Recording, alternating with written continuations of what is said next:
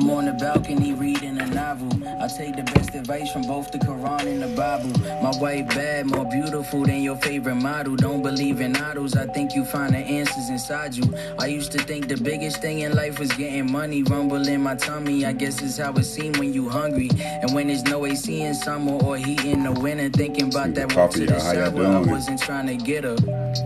You take for granted certain shit, like never worrying if she fuck with you cause you rich, or friends feeling like they deserving of what you get, and trying to bring you down. That dollar make people flip like quarters. I be caught up in stressing over this shit, like drowning in depression. The women liquor is slit right. B&B's way up in the hills out in Malibu. Pomegranates growing in the bushes, feeling gratitude. Shorty trying to fuck with me, but I just keep it casual. Breaking all the rules, let her stay until the afternoon. It get lonely, I be knowing she phony. Thinking back to all of the women that really chose me. And all the times that I was the villain and she consoled me and told me I was gonna be great. Boy, am I late. I peep the calendar like how often can I escape? I take a breath accepting what's seeming to be my fate. And then I travel back to the Converses and dungarees when we ain't had the water or sunlight to care for money trees. When everything you wanted, you get it, then all you want is peace. And that comes with a whole different struggle, homie, ain't nothing free.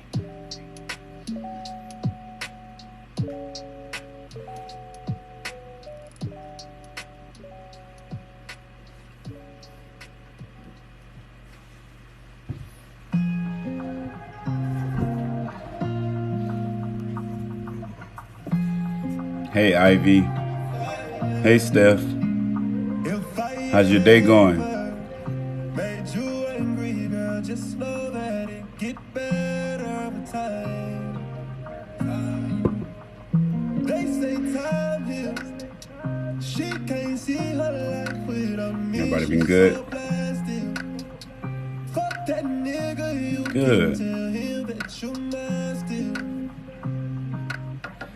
I've been having very creative thinking day. Other ways to express love. Oh, thank you. Appreciate it. Well, let's see. Yeah, we'll hang out for a little bit today. I'm good.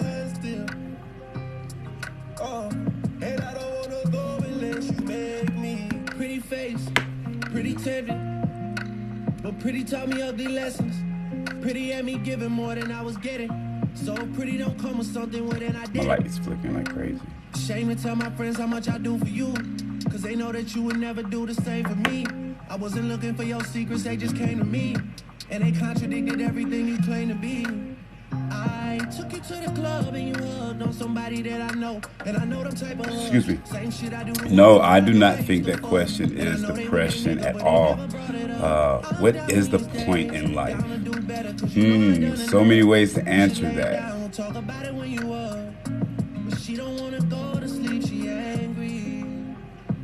Happy Easter to you as well, Blue Rose. Ivy. I know to ask a question with a question is not the point. But my question, before I answer, and I definitely have an answer, is what has inspired you to ask that question? Right? What's going on in your life where you ask, what's the point in life? When everything you see gives you the answer, right? Every moment you have gives you the answer, 100%. Irrefutable evidence. Every single moment you have in life gives you the answer to your question. But I can give you the answer. But it means something different if you can arrive to it. When you realize you've always had the answer. Happy Easter, Ruby. Alright. What has inspired you to ask that question? What's going on in your life? Yeah, I'm from the bricks, we got a whole lot of bricks, you got a whole lot of tricks, and I wanna see what you do with them. How's everyone else?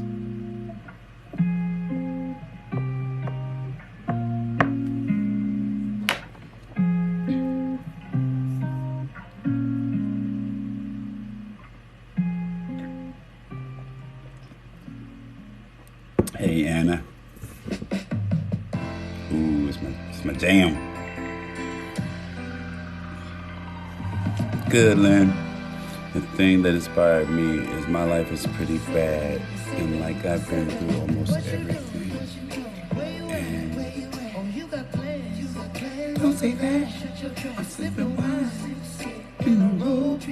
I look too good to be alone. My house clean, my pool warm. Just smooth like a newborn. We should be dancing, romancing in the east wing and the west wing of this mansion. What's happening? I'm waiting to see if there's more the way it ended. I don't know if that's all of it. Thank you. You going to do what?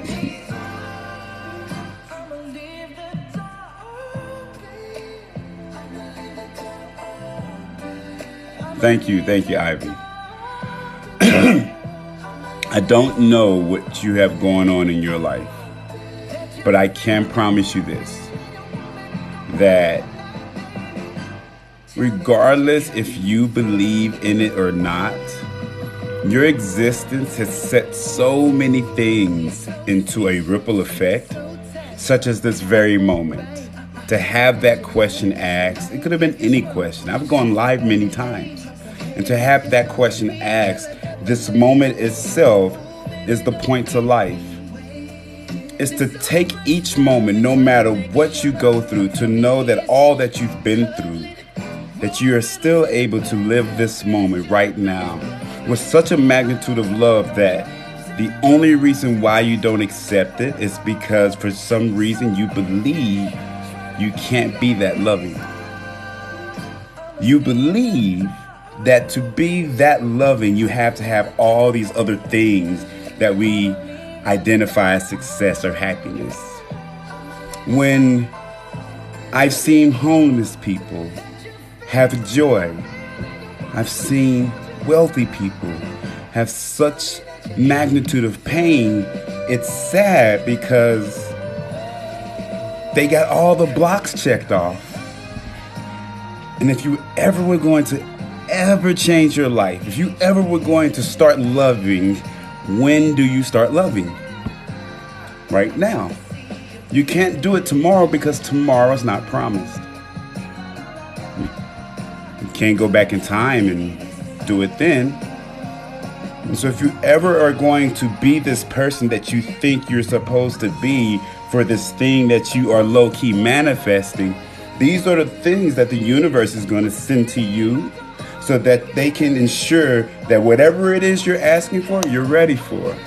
And so these are not so much as the challenges, but these are the obstacles and the frequencies in which you're operating with so that you can have this life that you want.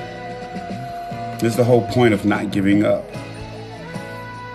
And you trust that process. And if you want to really magnify your life, you start doing everything in the most loving, you try. God damn it, you try. I mean, you try. And I will not sit here and say that it's not going to ever be hard.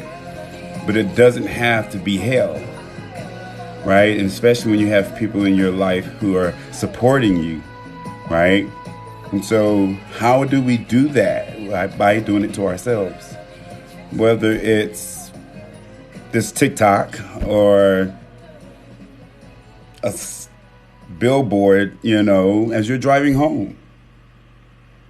The point of life is to ensure that no matter what moment you're in, is that you give as much love as humanly possible. And you don't let anyone tell you different. And you allow people in your life who sees life the way you see it.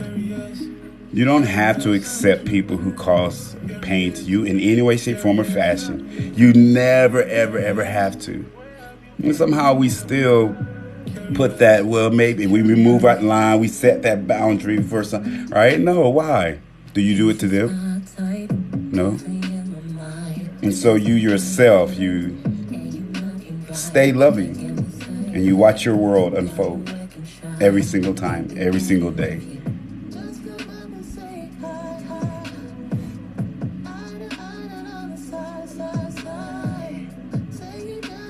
Thank you, Lynn. I don't know why the good man can't find me.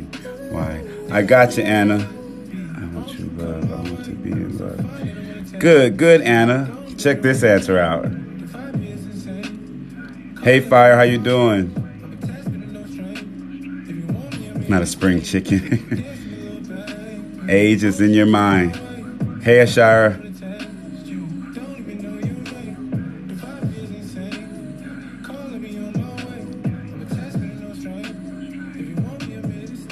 Said the only part I see here is I'm here to help others and make them feel better. If you feel that's the case, and let's just say that's the answer, you want to be good at that. If that's what you say that's the case, do you want to be good at that? Now, if you say you don't want to do that, then fine, you don't do that. But let's just say that is the case. How do you be the best that? You have to start with yourself. You have to love yourself like that first. You won't be able to service another person if you're not able to service yourself. If you don't give up on yourself, you don't give up on the other person. If you don't not love yourself, you don't not love the other person, right? And so if we love without expectations, then we learn how to love properly. And by not loving with expectations, I'm going to love you hard right now. And so the first ounce of pain I feel, I'm able to make this, thing, what I call effective communication, and trying to understand, what's happening here, because I want to be in a relationship with you. And for whatever reason, that person is not able to, accept responsibility to their actions, because you can't make anybody do anything. You can't force anybody to do nothing. And so when that happens, that person has to make that decision. By being vulnerable, I can see, where you're able to have this type of relationship. We're able to do these type of things. And if not, then, are you willing to, work on so that we can have these healthy relationships? If the person says no, then we have a decision to make, because you can't make anybody do nothing. Regardless of what your answer is, can you do that in a masterful way towards yourself? You can do that, whatever it is, you can do it to, with, and for other people. You can teach it, you can create from it, and the list goes on and on and on. What are the qualifications of being loved? The qualifications for being loved is existence, mama son. The thought of anything itself is the most powerful thing on this planet.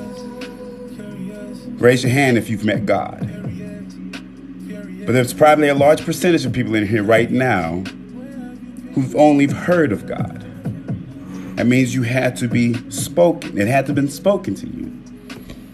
Right? And so the way I look at it in sense of value is, imagine, being a woman who just finds out that she's pregnant. And so automatically she goes through these, these changes, these ideas of what it means to be a mom if they're, wanting that child. And the excitement that comes from that, bringing life into this world. Say something unfortunate happens, for whatever reason, the child doesn't make it to their birthing. Let's just say it's the next week. Let's say it's a false reading. But I promise you that mother still remembers that child. I bet that mother would never, ever forget the time she was pregnant. Although she never actually seen the child, just the idea, an idea, as long as that idea exists, that's the qualifications of being loved.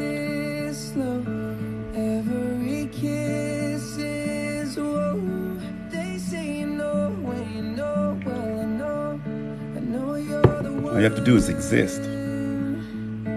Some people bring you a million blessings. Some people teach you a million lessons. All Hey, Deborah.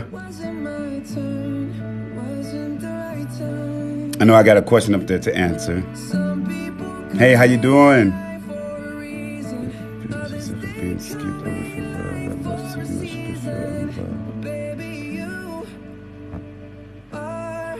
Hey, Fire, good. The people I help leave me, but I've never given up on someone.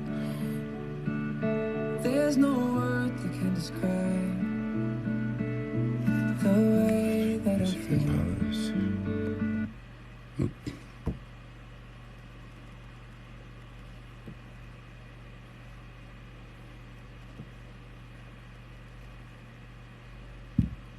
I don't know what happened.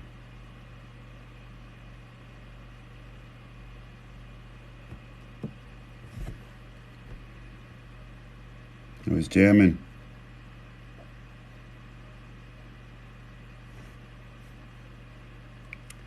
This thing was giving me problems earlier.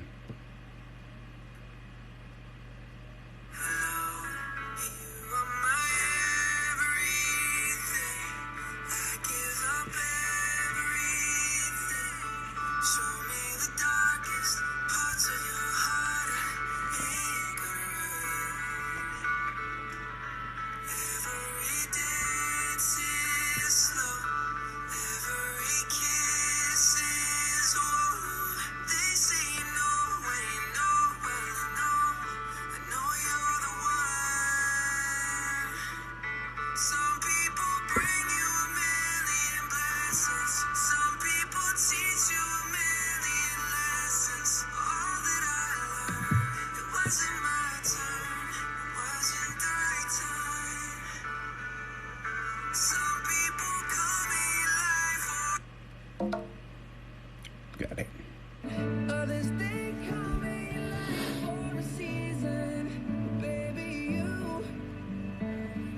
What's up? Give me 3 steps. I got you, Lynn.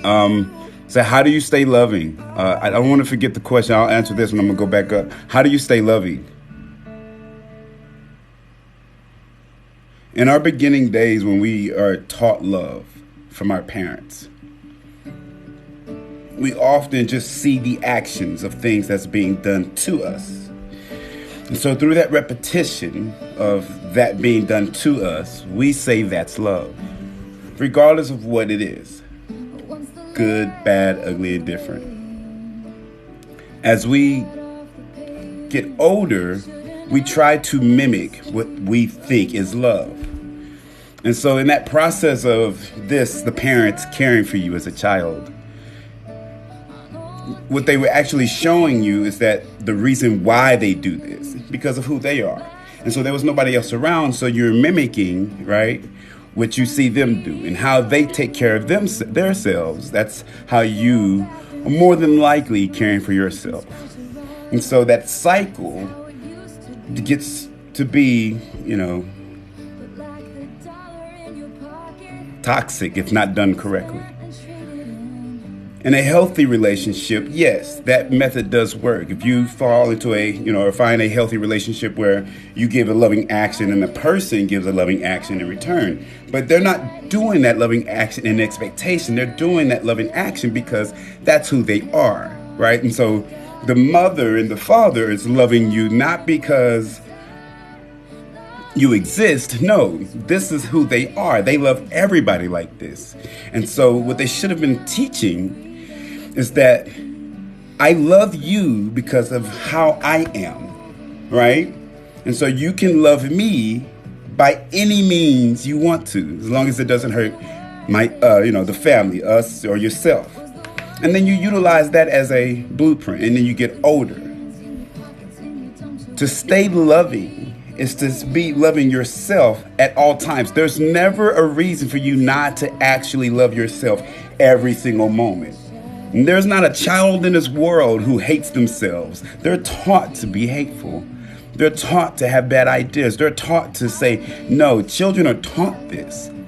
A child is never not loving themselves. They're always loving themselves. When they cry, the perfect world, or people around them, rush to them and soothes them and finds out how to, right? And so you don't tell your child no. And this becomes this beautiful pattern and, this utopia. But because we are dealing with toxicity or pain or abuse in our childhood, we put it into our adulthood. And so here we are as adults with this attachment towards other people, thinking this is how we're supposed to love, because it wasn't explained to us as children that I'm showing you how I love. This is how I love you. You don't have to love me the way I love you, right? How you want to love is, right? And so they're showing you acceptance, but we forget to communicate that. And so in the absence of your parents, what should happen is that the parents should teach you this so that when you're around other people, this is ways of you being accepted. People don't have to accept you, right? This is where you get the difference between shows and whether the child likes milk or whatever. And you utilize these moments so the child can know that who they are as an individual is, yes, good. But that's not taught. And so we have now these questions where it's like, how do you stay loving when you are loved? If you ever do something unkind, you chose to do that unkind thing. And the reason why I say you, because we can't control no one else. There's no one else we can control. You can't control the newborn infant. As soon as it comes out, whatever that child says, you got to move. Healthy world, right? And so ourselves is, how do we stay loving? By being loving to yourself. And when you get that power, when you see that I'm loving to myself, you won't let people near you who are not loving. And it's not something you discuss. It's not a negotiation. It's not, this is how I love. Why can I go days without hurting you, like years, like no pain, but I get hurt by you every 10 minutes. Like I'm getting hurt, right? Like it's crazy.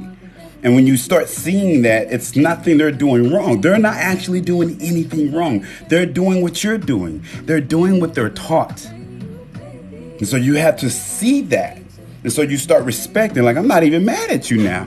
I see that you're not doing it because, oh, it's me, Kyle. You're doing it because this is who you are. You'll do this action that I don't like to everybody. And then you start realizing people have to be themselves, and you let people be. Then you stay loving to yourself. And that loving action becomes more and more and more. And the older you get, right, you start learning. I thought I was going to like that. I don't like that. Right. And then, hopefully you find someone who wants to grow with you as those time frames come up. And if not, sometimes those time frames lead to big conflicts and then you break up. But if you stay loving to yourself, it doesn't matter if you're with someone or by yourself. Just always choose yourself first. It's not selfishness, it's self-perseverance. And this allows you to, if you do well, then what you do spews into others. What you do to yourself, you do to everyone else. Appreciate it, Ray. Thank you. Thank you, Ashara. Put love in the small action, the smile at a stranger. Put love, excuse me. Put love in the small actions, the smile at a stranger. Yes, got you, yep. That's what's up. You got a grandson? Man, how old are you? And I mean that respectfully. Like, I don't really know, right? You never know how old people are. So when I hear something like grandson, like, wow, that's pretty dope. I always find great value to those who are young grandfathers. Like it's mind-boggling, and I'm just like, am I gonna be one of those people? It's like, I hope not. We accept and reject the love of others according to the love we grant ourselves. Yes. Yeah. If the love we grant ourselves, if we received ourselves at 100%, do you know at 100% you have a relationship with every single person? For I am you and you are me. That's where it comes from.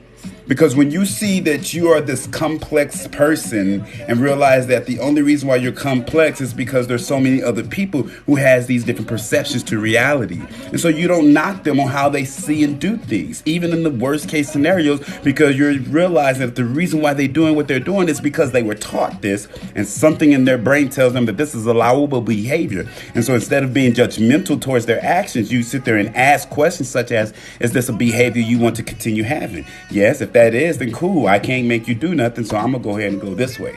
And so if we can love ourselves at this maximum level and that full acceptance, I still accept you for who you are, but I don't have to like what it is you're doing. And so I can keep it moving this way. And I respect your actions, and hopefully you respect mine. I said hopefully because, you know, some people, they feel like they got to control another person. But yeah, the love we grant ourselves, that's like magic right there, love. What's up, makeup? What's up, user 101277169426? Once again, for those who know how I look at boundaries in a relationship is not necessarily a good thing. I'm boundless. I have no limits towards myself. Why would I put limits towards a relationship? And so if a person really wants to be in a relationship, and then that's what's exposed. And so you can use dating as a good example towards those small itty bitty baby steps. But I realize that when a person knows what it is they want, that's what, you know, they comes in and say that when a man or a woman knows what they want, ain't nothing gonna stop them. And it's true, because it's not ever an actual problem. It's just an obstacle and how to overcome to a grand scheme of things, if you will. And so you learn how to pace yourself. And then as life goes on, you find people who can, for lack of better words, keep up with your pace. Hell, they may even help you run faster, right? Or you run together and able to run the distance. So boundaries is not necessarily a good thing. But it's understandable in certain situations in a relationship. And, you know, we gotten used to boundaries and somehow we made that okay to be the norm in relationships. I'm not in agreement with that.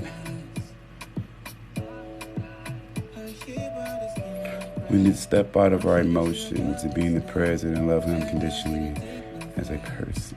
I'm sure you say person. Yes, I agree there, butterfly. Yes. Hard to grasp because of emotions. So, Lynn, with emotions, look at emotion as your children. As each child does its thing. Do you beat your child up? Right? Are you over there?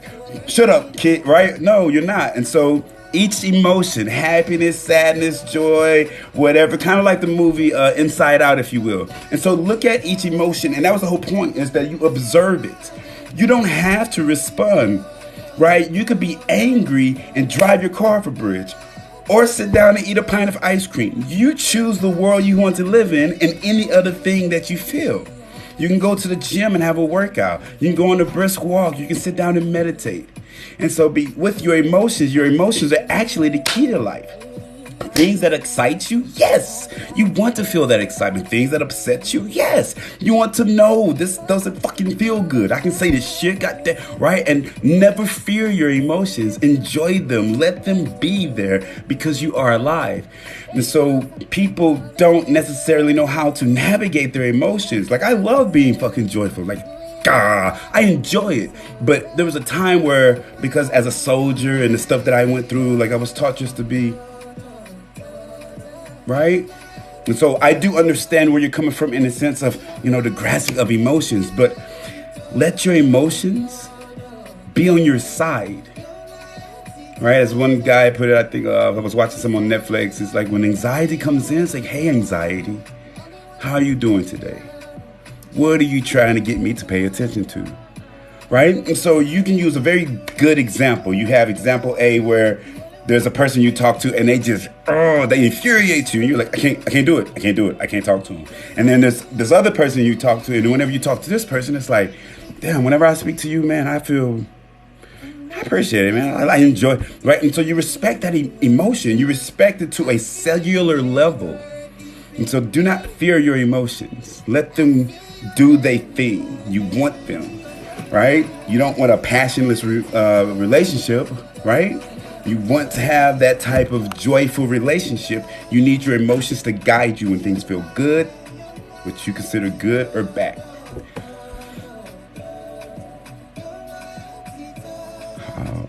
Oh, I'm doing. What's going on, Melissa? How are you doing?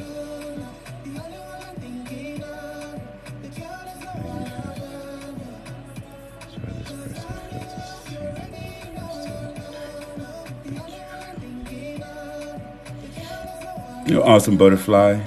Change from the hurt to know thyself. Choose self and kindness. You're a strong woman. I love the support y'all give. Sweet, beautiful lady. Dry your tears. You're a true blessing. Thank you for the answers, but I have to go. All right, be easy, Ivy. I hope it helps your perspective. You are the key to everything. I don't know if they're gone already.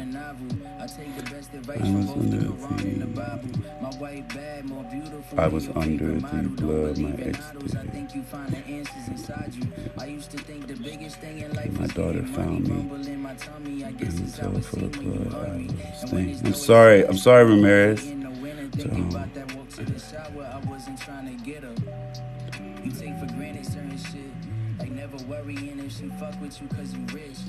Yes, indeed. Thank you, Fire.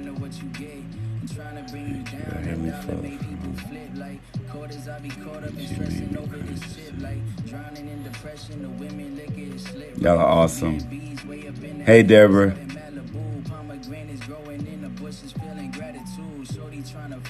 You're too beautiful. Good, man. That's what's up. I'm sorry, love. Y'all are all safe here. I promise you that. I know life is...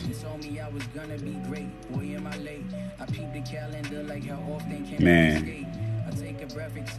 I know it can do it to us, y'all. You know, one of my epiphanies was that I lived in darkness in my head daily, and I never told anybody. And I thought I had to.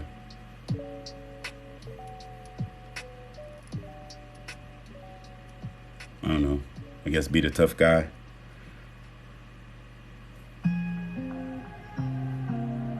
I don't know. Like, I tried to find ways to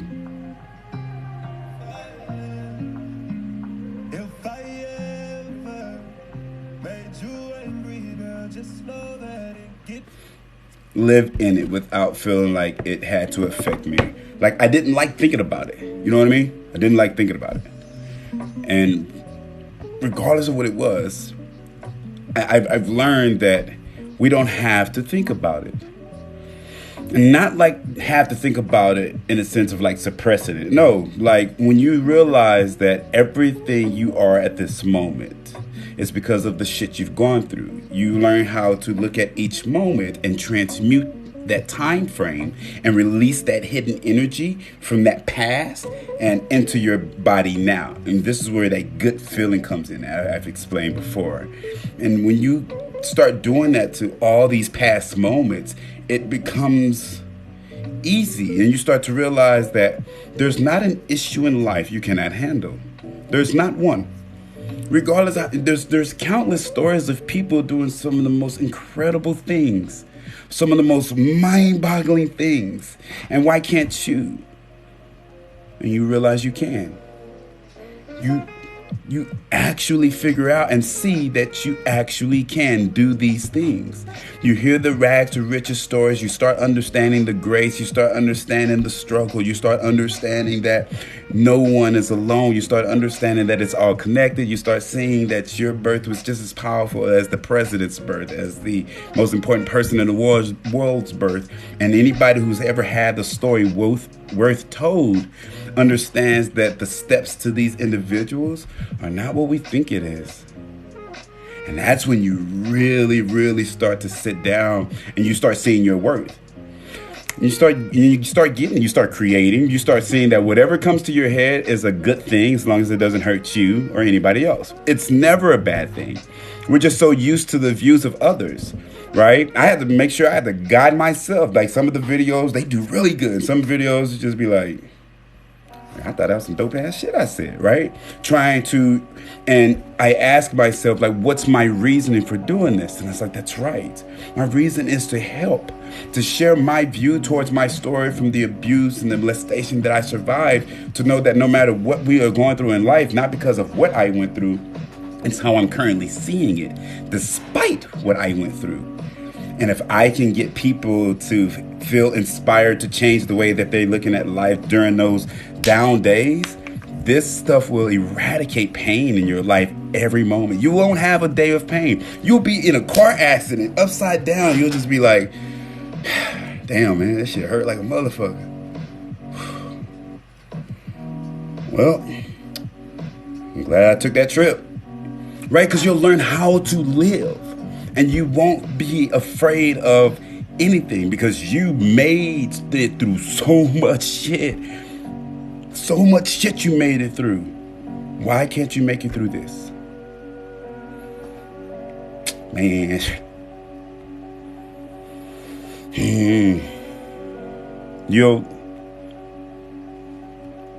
All of us can do it. Every last one of us can do it. No one can't do it. Thank you, Snow White. I appreciate it. Hey, Honey Boom. I'm good, Key. What's going on, boss? What's up, love? Yes, it does. I do M Drive. I am currently, I have my own taste to Twin Flames. People think it's this. Off the top, Twin Flame is not a singular thing, but I understand now it happens through frequency and energy and how people come into your life. Twin flame is literally the moment in which a person is at your frequency. And so it's so weird, like when a person is at your frequency, that doesn't mean that they're in tune or in alignment with who you are, right? And so they might be in your life for a moment, they might be in your life for, what have you. But the twin flames, the people in your life, I'm looking at it in a way where there's some people that will always be a part of your life. And it's not like just the singular thing. It's take somebody who has a best friend and how the relationship does kind of like this thing, right? Where maybe you're doing good and your friend is not doing so good and you're able to support them, or y'all are having like this, almost like this type of really close symbiotic type of relationship. And when you look at just building a relationship, the thing about twin flames is that when you find this person, what they go through, it's almost an imagery of what you went through. It's almost like they're, like, shit, like you really been through it. Like and you have some people who's been through more and you have some people who's been through less, and you connect with everybody at these different levels. But the people who resonate the most, right? And so today I might be the person who resonates the most with you, right? In the sense of hypothetical, right? I resonate the most with you. And so blink, boom, 20 years from now, for whatever reason, that energy is not resonated because we grow apart. And there's so many different ways to grow apart. And in respectful world of relationship, just because we grow apart, that doesn't mean that this time frame that we have now, 20 years from now, boom, for whatever reason, we go out this way, and then we go out this way 7 years, right? And then we come back together, right? We think we know what the universe is going to do, but we don't. That's why they say live in the moment, because the time with who you think is your twin flame might be 6 months. Could be 6 years. You think you know. But a good book, a good life, like one that you're living, man, shit. Right? And so I'm kind of having this fun thing with twin flames, and I'm utilizing my experience through the relationships I've been in, and have noticed certain energies and stuff. So, but yes, why do you ask though? Thank you, funny. I'm 40. I'll be 41, y'all, in 14 days. I had a moment earlier. I was just like, 41. I said, am I happy? I started smiling before I could even. I was like, I am. 41.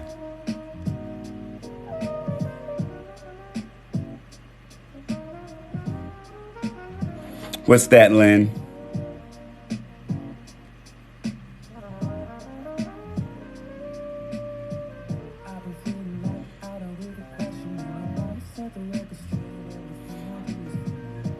I'm sorry. I'm sorry, M Drive. Thank you, Melissa. That is good for us. It's love. And cool. Appreciate the share, Makeup.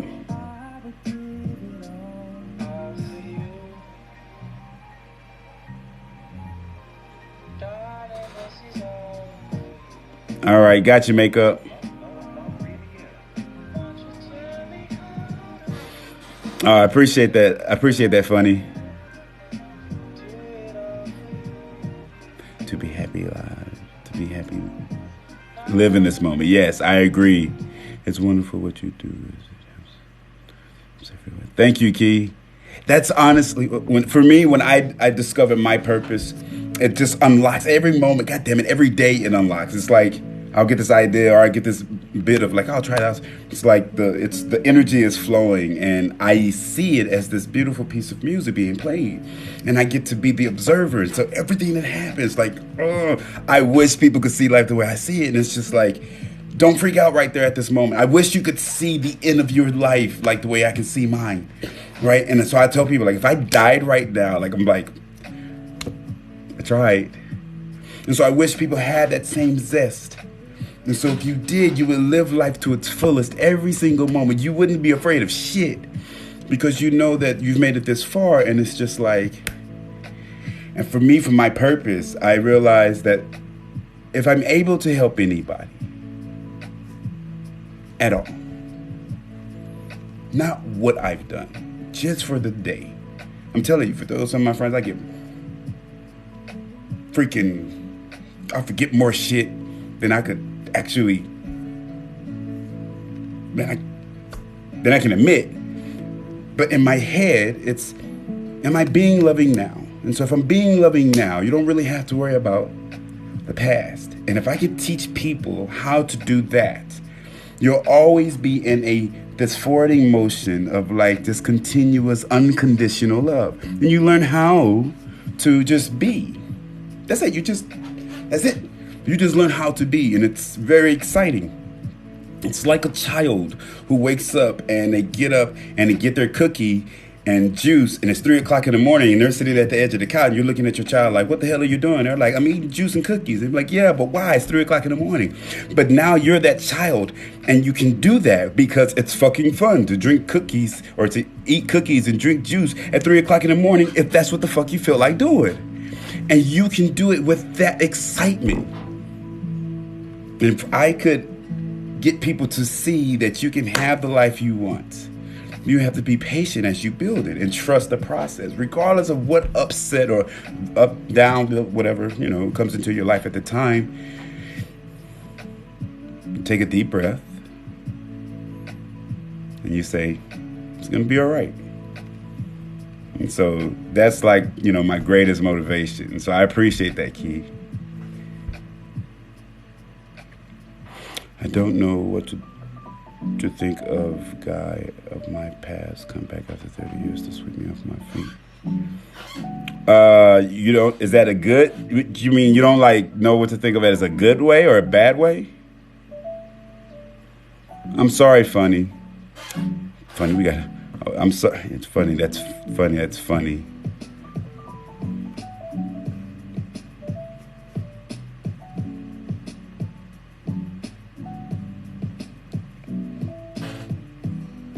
May all you have been through continue to guide your souls and increase in love. Yes.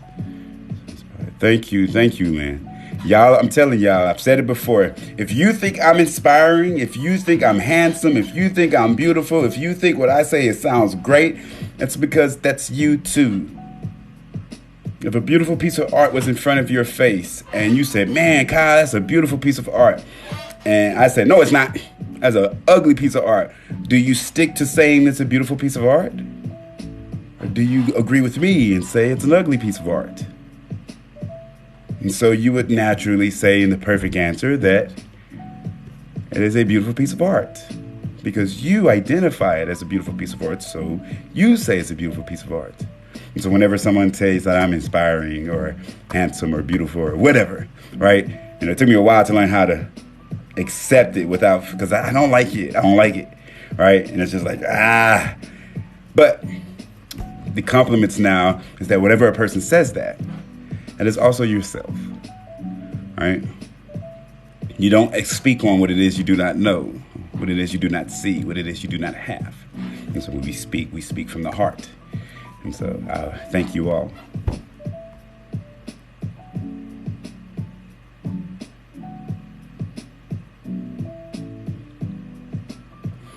My twin feels like home, but pushed me away because of their past hurt. Oh, I'm lagging. Let me see. That's TikTok. That ain't my fault.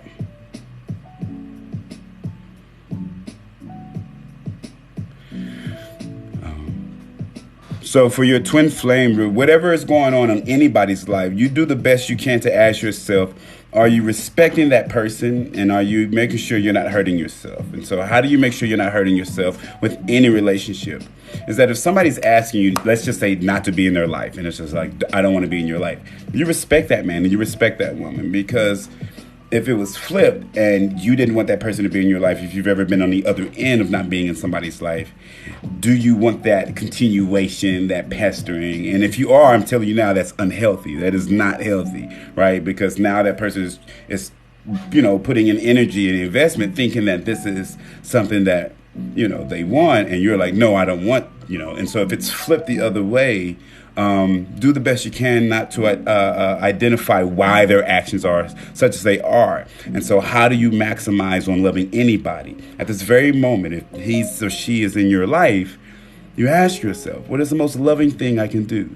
And it might be just to listen. It might be to hold them, right?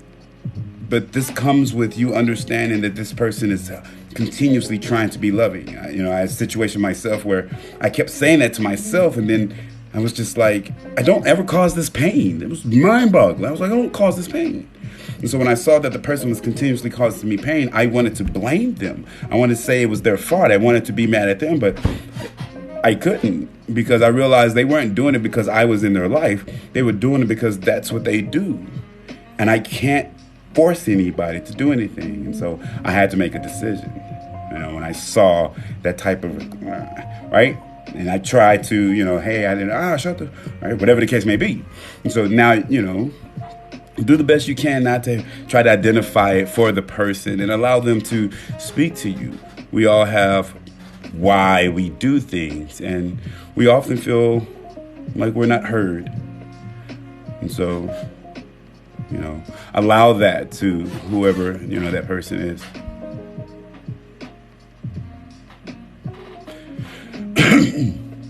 We don't have so much in common, man. And some days it's like I'm questioning. Hey, Candace. What's up, bro? What's going on, Julian? Man, you came across my mind heavy yesterday.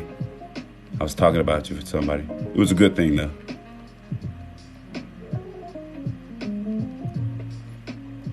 Thank you, Lynn. I'm doing the best I can, love. I don't know why I get consumed with fear sometimes. Let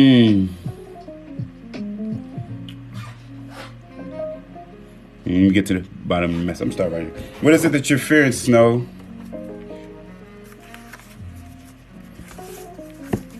What are you fearing, Queen? I was just thinking that the other day. I wish people could see life through eyes. Right, just a perspective, right? And maybe it may not work for them, Candace. Maybe they don't like that perspective, and that's cool. But if you're not happy with your perspective, that's all. Right? And I'll try and share the best I can. I love it, but I want to be as loving as you. As you speak it, so it is, there, Lynn. If you say so, it shall happen. I can't live my life without someone. My queen, you've been living your entire life without someone. Everybody has been responding, right? You gotta understand that you are the center of the universe. Even now, I'm responding to you. I'm responding to your existence itself.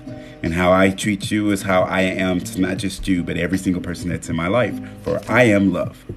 Now, how love is, you get to define it.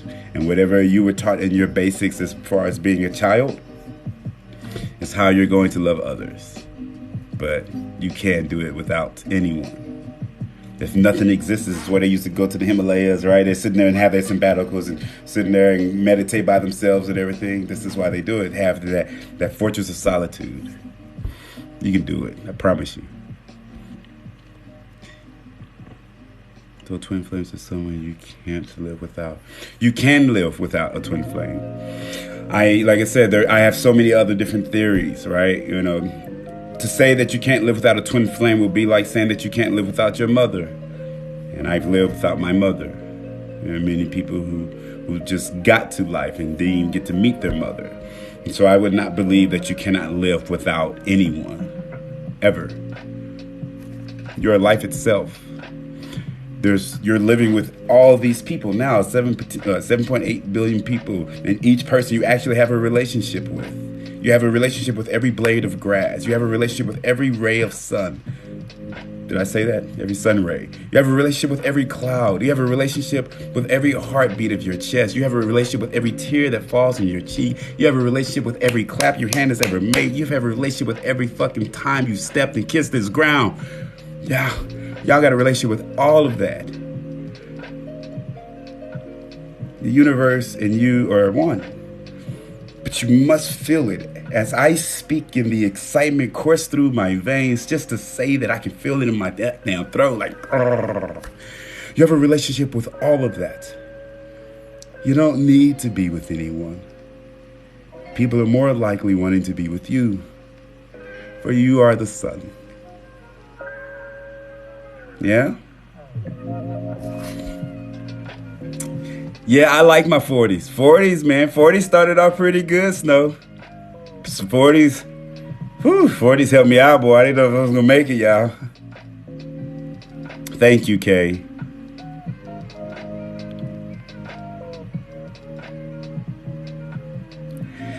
Yep, and you enjoy that roller coaster.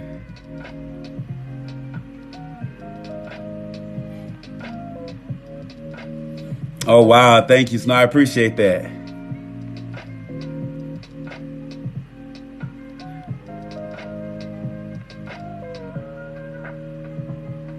It is looking at life using every day as your first. Yes, I would love to get your perspective. I promise you I will do all I can. A lot of my videos hold a whole bunch of different views to love on my perspective there, Lynn. I promise you. I did a little video from Prince EA that I enjoyed tremendously where a woman had adopted the killer of her son. It's an awesome story. Like, it's a true story. It's dope. But that's the type of love that you can possess if you want to. If you don't want to, can't nobody make you do nothing. And when I say I stop asking for people to love me, I stop asking, Chief. Like, you don't want to do backflips for my love? Because I know my dumb ass is. I'm going to be over here looking silly as all get out. That's right. And so I felt like that I had to earn that. This is my basic. This is Kyle. Like, this is it. That this is, right? And if I can't be this, then that's not me being me. And some people want you to be something different. So, nah. This is Namaste. That's what's up, Tanya. Thank you. Thank you. He tells me he loves me every day, and I can't seem to tell him these words. Oh, wow, Aquatic. Have you expressed that to him? Have you expressed just that itself to him? Thank you, Lynn.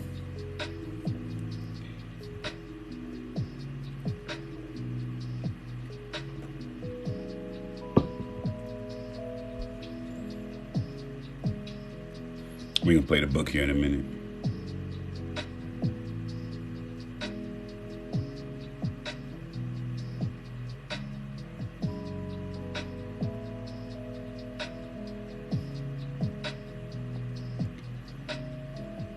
What's up, Lulu?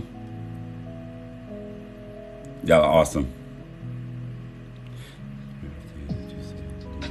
Thank you, A. Thank you, Fun. What's up, Anna? Me either some days, but I'm glad you're here. I'm glad you're here. I'm glad all of y'all are here.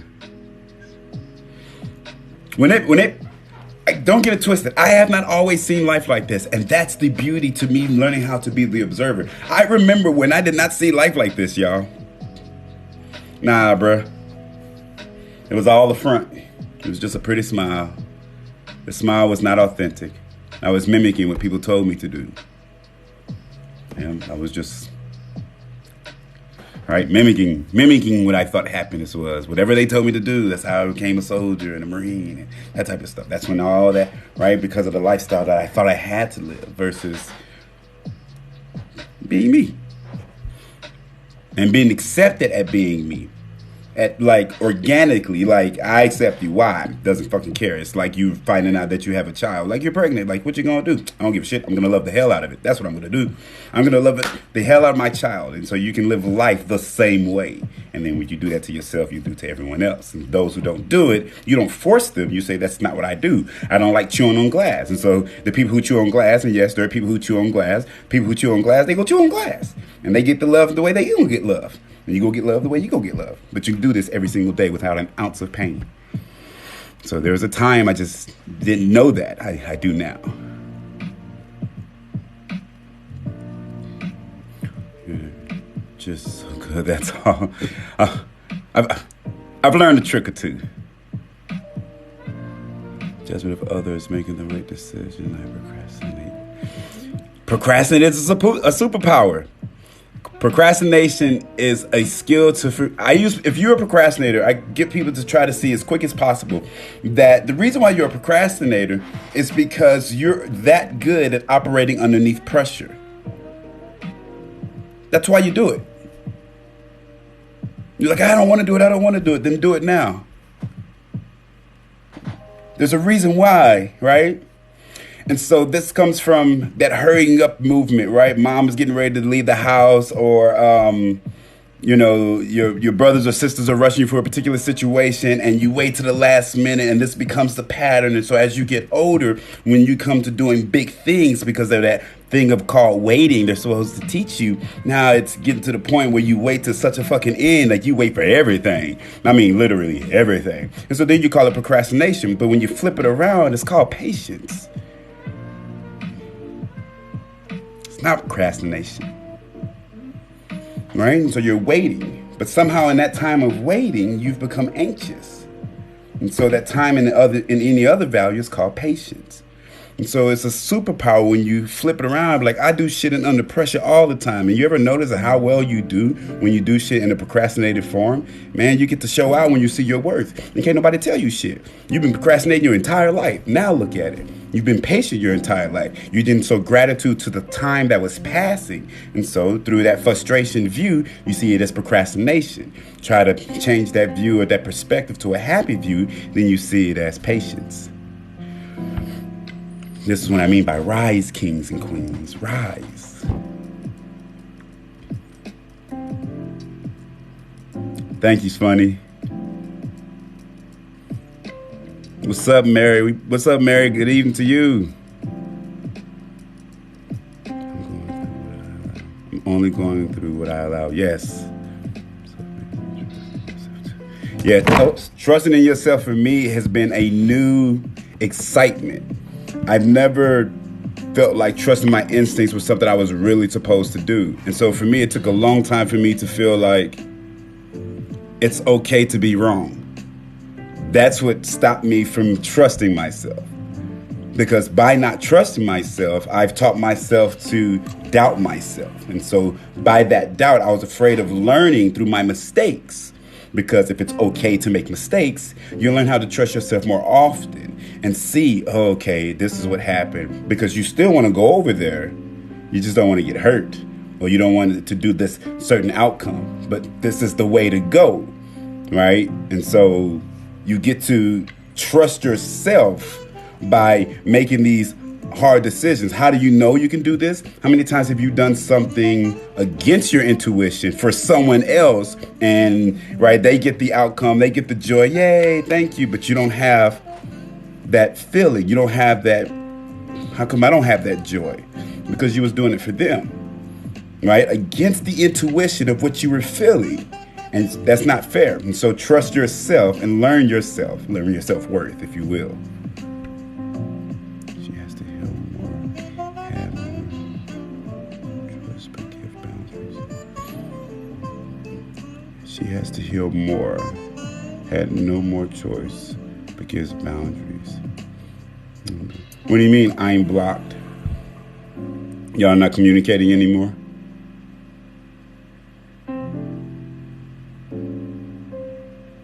People are attracted to the eyes.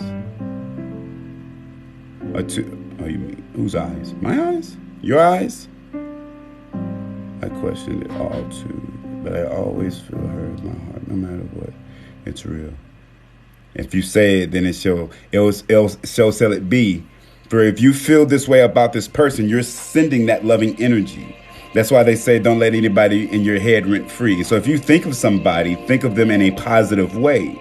And that positive energy gets sent to them, regardless of when you think of them. Even if you're mad at somebody, you'd be like, you know what? That's not even worth that time. I hope they're doing well, or I'll send them love and energy. And just like that, your cells start changing, your mind start changing, you start retraining your brain to have that happiness internally. And so when you're like, imagine, love, they come back into your life. And for whatever reason you see them and you still have that love that you have. And then for them, if it's really love, and then when they come back into your life, you would say in a perfect world, they would, reciprocate it. And then you'll see like, oh, you don't see me the way I saw you. Okay, cool. Not mad at it. I respect it, but I've always loved you. And you respect the fact that they did not see you the way that you saw them. And then you let them be. Perfect world.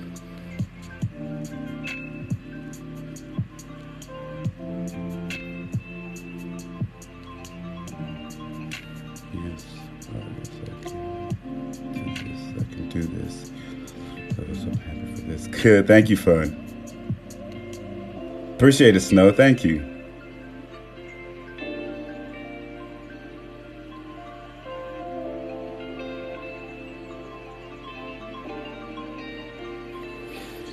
I got you, Lulu.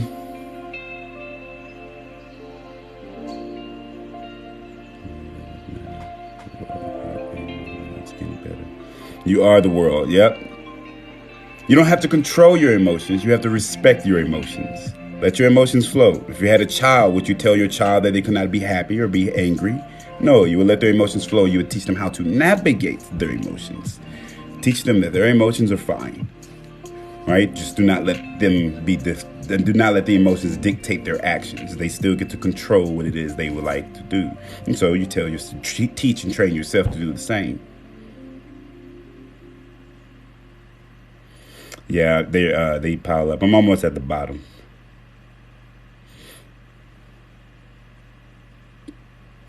So MDR, you say she blocked me because of her past hurt and low self-worth.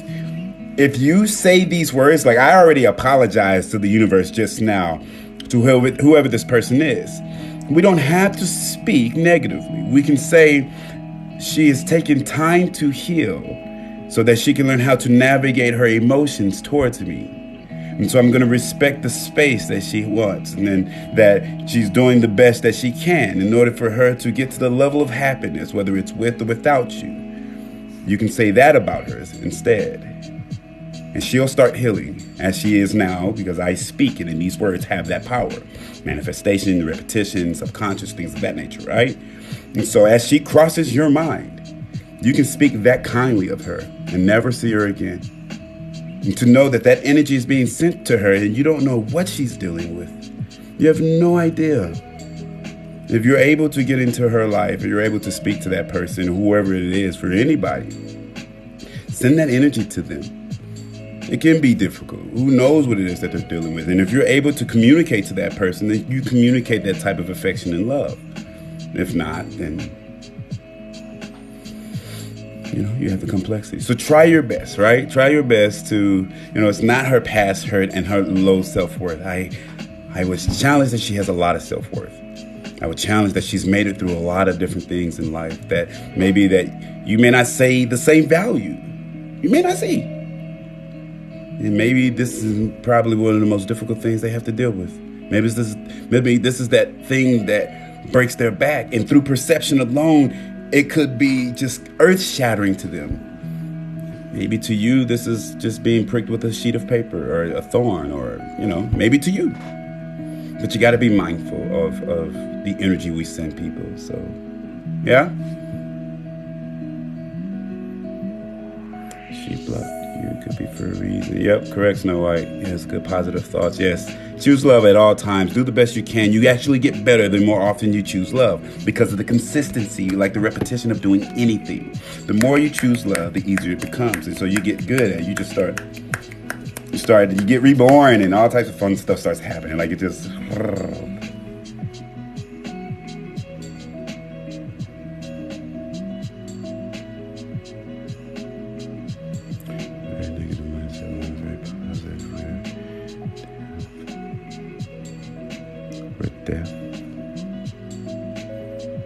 What's up, coach, and how you doing?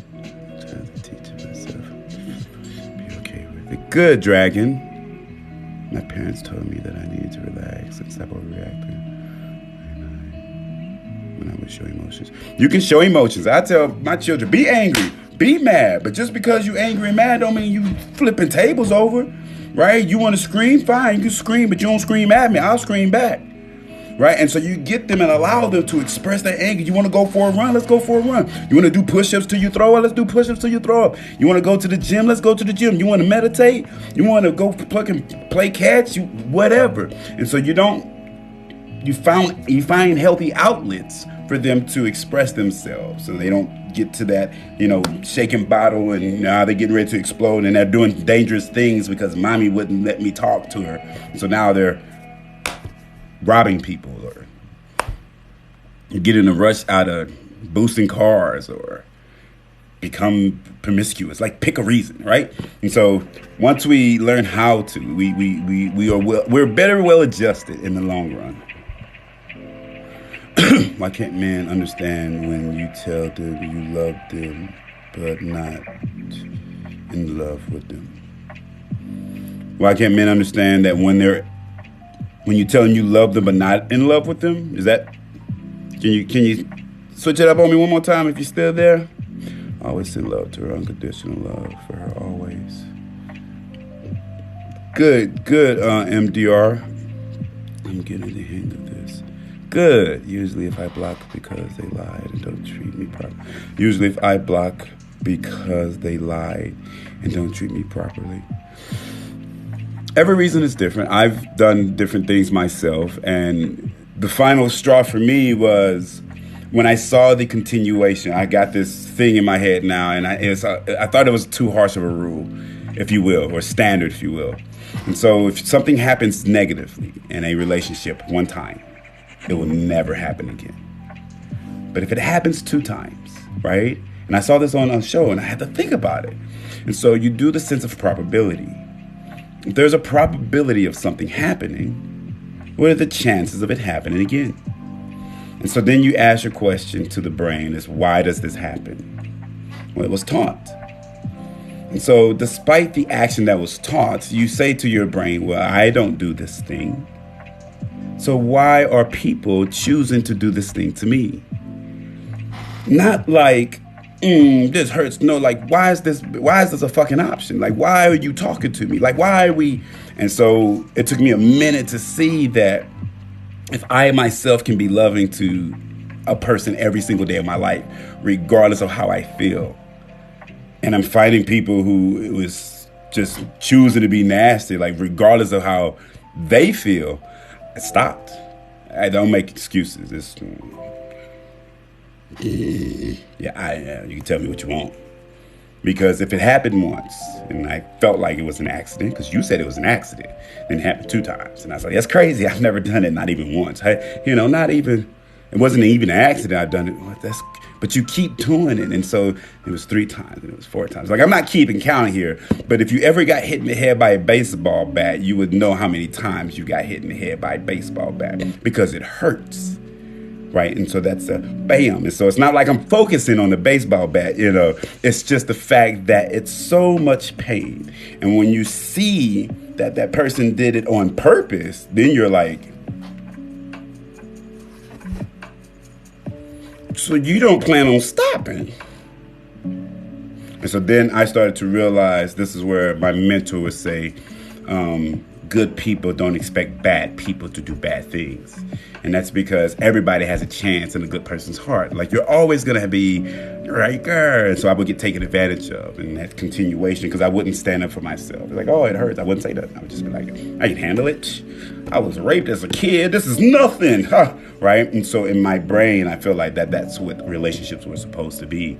And that strength for going through the rough times is supposed to be for the things that happens to the relationship, not for the pain that's being caused inside the relationship. That's an unhealthy relationship. And it's just like knowing that when you get home, you're going to go through these blows and you don't have to. And so when your brain starts, for myself, when I start to realize that I'm allowing people to hurt me, I stopped. And that was it. Like I treat people nice. If I say right now, there's 21 people right now. And if I say I treat people nice, and if all 21 people was like, no, you don't, I would be like, I didn't ask for you to be in my life. I'm happy that you're here, but I didn't know you were unhappy. I thought we were doing pretty good. And so if you feel that way in any way, shape, form, or fashion, I've learned that I don't have to work for love ever. No different than the moment that I was born. And for those who have a child, what this child has to do to be loved with maximum love. Be born. That's it. And so we're making people earn our love. The fuck? They're love themselves. Be honored that they love you. That they came into your existence. Be honored that they came into your life. Be honored that these people have graced you with their fill in the blank. And so instead of being honored,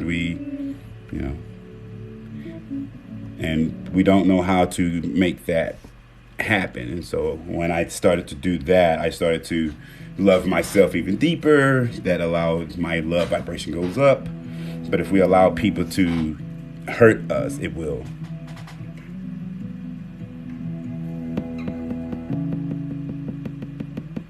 It will persist until that manifestation we want to have comes into existence. And I know it sounds like it's backwards, but what I mean is that when you realize that I have to stop people from hurting me by not allowing it, then your manifestation becomes crystal clear and you don't complain about anything, regardless of how long the process is. You're just kind of like, now I get it.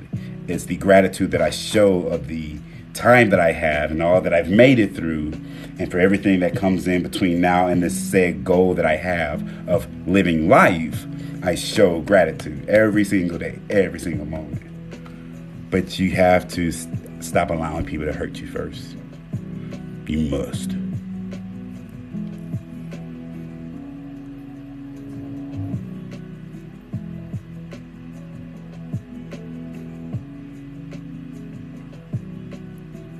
Thank you, Carmen. Emotions are definitely okay. Good man, listening to you speak. Thank you, coaching. I appreciate that. The tongue grow. That's me learning my Spanish. Keep showing the world what love can do. Yes, I shall. Man, y'all keep showing the world what love can do. Don't get it twisted, man. There was a moment where I was just like, this shit is scary. But love is good.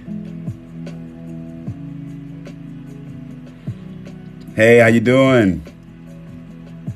I told a guy I love him, but don't let his head swell. I'm not in love with him, but he thinks I'm in love with him. Then, Lil Masito, then you might want to express that to that guy. I can tell you how much I love you and have never met you. I promise you that any woman that I've ever spoken to in my life and expressed love to, I've done the best that I can. And so, for example, let's just say that I was a recruiter for the military, and I came and you had a son, and then you and your father, or you and the son's father wasn't together. And then I talked to your son's dad, and I talked to you.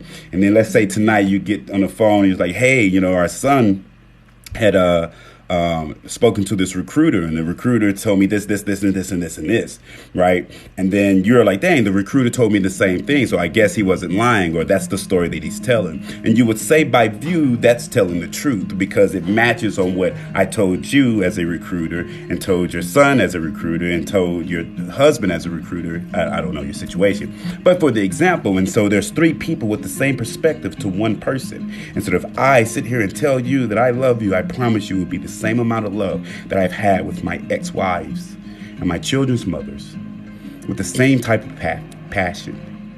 But if I myself is identified to you that I can't love you by whatever standard that was taught to you from the time you were born to this very moment, then you are right that I do not love you. But when I learned that all I need to do to love you is to know you exist, life became easy for me. You don't need to do anything to receive love. You already are love. And so if you yourself even speak the words, I love this, whoever fill in the blank is, you're expressing more than just you being loved. And so he might see love to be this magical romantic thing, and you may see love to be, a freaking snap. But you might want to explain that to him.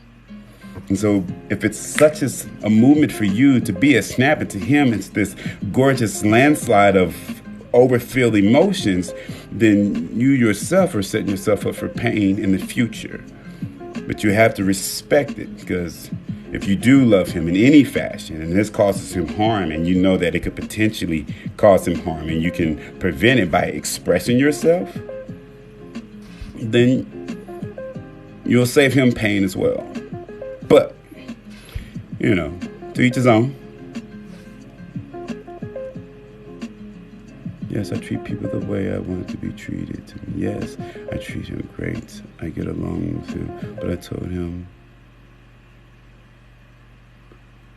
that another thinks I am. Oh, I'm so happy I meet you. Thank you, Fun. What's up? What's going on, society? Acceptance of harm for the sake of safety and security from a future that exists yet. Love the unique expressions of the divine in others instead of our own. Yes. Layman, I did tell him he won't believe me. He is a military man, such as myself there, Lil Masito. Sometimes we don't realize what others cause in our lives. Correct, Snow, yes. Thank you, Funny. Yes, now I get it. The time becomes machoism. What should I do? Leave him alone for a while?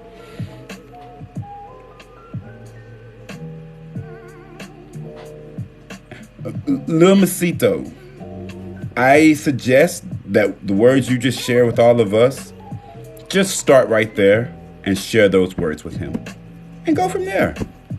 Then allow him to respond accordingly. You're expressing yourself on how you view love. There's nothing more gorgeous. If he sees love the way you see it, he may be willing to adjust as what he feels without you asking anything. But give him that chance. Maybe by giving that chance, it may be something that he wouldn't want to do any longer. And so you respect his decision as well. But the best thing you could do is express how you want to be loved. And express even what you're willing to bring to the table. If you know your worth, you be like, hey, I can do this. I can wash dishes. I'm a good dishwasher, y'all. That's 100%. I can wash dishes. I'm a damn good dishwasher. If you need a dishwasher, and this is one of the things that you feel like makes a happy and healthy relationship as a joke, yes, by all means. But if the person you're looking for a dishwasher and the person don't wash dishes, you're going to have a problem. Who's going to wash them goddamn dishes? Especially if you don't even wash your own dishes.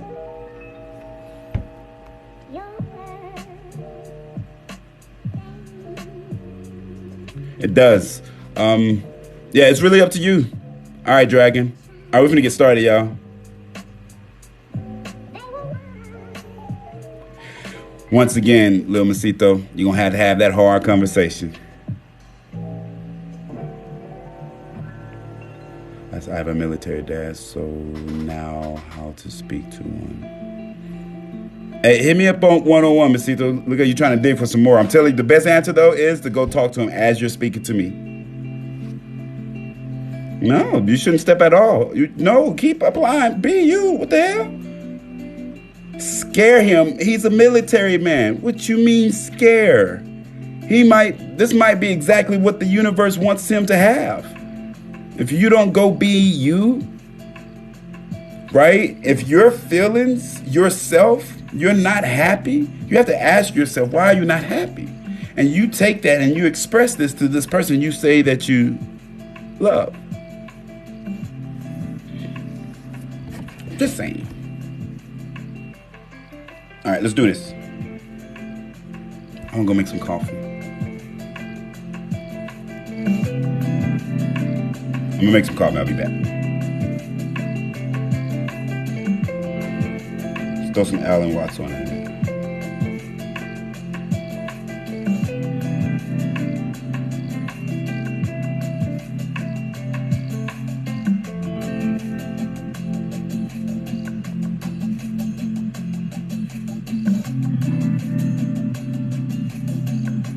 I'll just leave the music. You can hit me on my DMs or you go to Fiverr.com.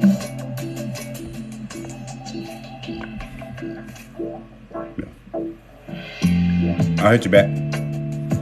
Give me a second, y'all. I want to get some more coffee. I love coffee.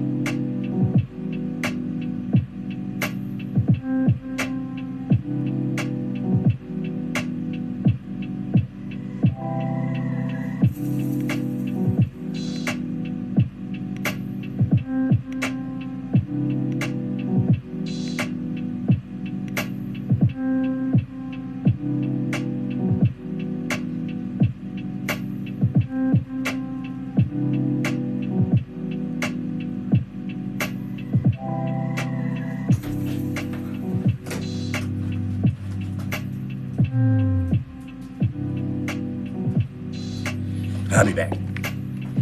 What's up? Took my charger. Hey, is this mine or yours? Is this the one I gave you? Here we go. Bear with me. What's up, boy? What you doing? Okay, hold on.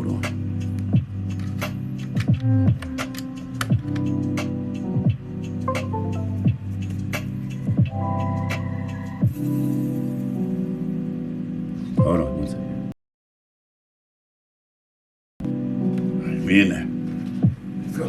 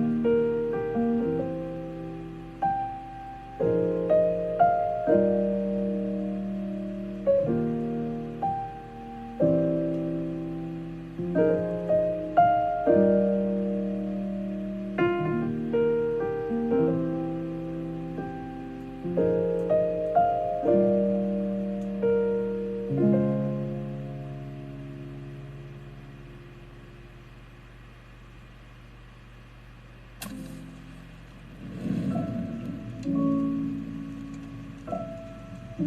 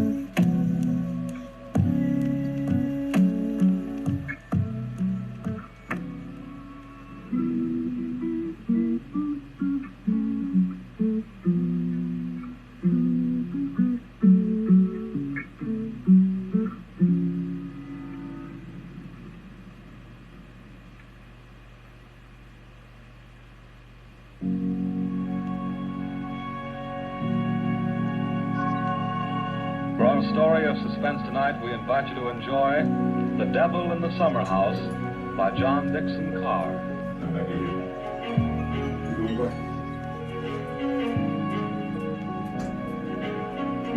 My dear good friend, I know how much you loved her. Loved her? She was my heart, my soul, my very life. What a wonderful thing.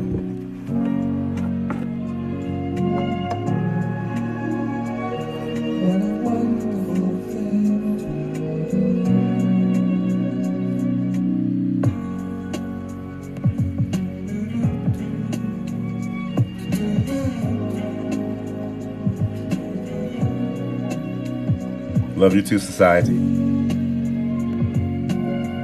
I love all of you all.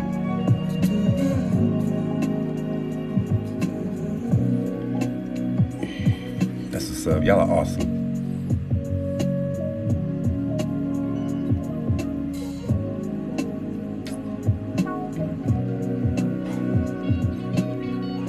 Is this over? No, it's not. We're actually just getting started.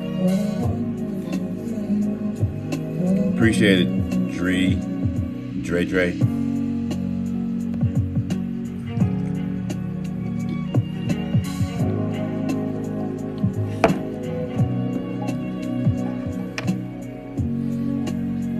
Go ahead and get some coffee, y'all.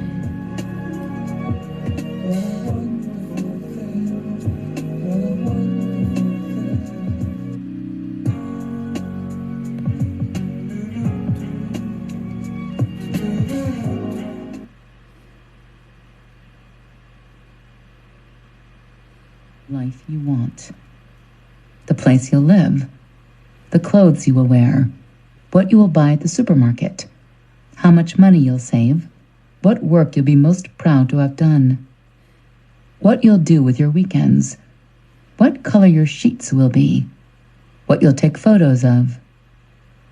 2. The parts of yourself you need to work on, not because someone else doesn't love them, but because you don't. 3. The fact that sometimes the ultimate expression of self-love is admitting you don't like yourself and coming up with steps to change the things that you know you can and will do better. 4. A list of things that turned out to be very right for you and what similar feeling accompanied each of them. 5. The way you will quantify this year. How many books you want to say you've read. How many projects you've completed. How many connections with friends and family you fostered or rekindled. How you spent your days. 6. The things in the past that you thought you'd never get over, and how insignificant they seem today. 7. What you will create today, what food you will eat, and who you will connect with. These are the only things you carry with you. 8. How you learn best, and how you could possibly integrate that form of comprehension into your life more often. Do things that are more visual, or listen better, try to experiment more often, and so on. 9. The fact that you do not need to be exceptionally beautiful or talented or successful to experience the things that make life profound. Love, knowledge, connection, community, and so on. 10. The cosmos, and how despite being insignificant specks, we are all essential to the core patchwork that makes up humanity, and that without any single one of us, nothing would exist as it is right now. 11. The proper conjugations for a language you could stand to speak conversationally. 12. The people you smiled at on the street this morning, the people whom you text regularly, the family you could stand to visit more, all the little bits of genuine human connection that you overlook because they become givens.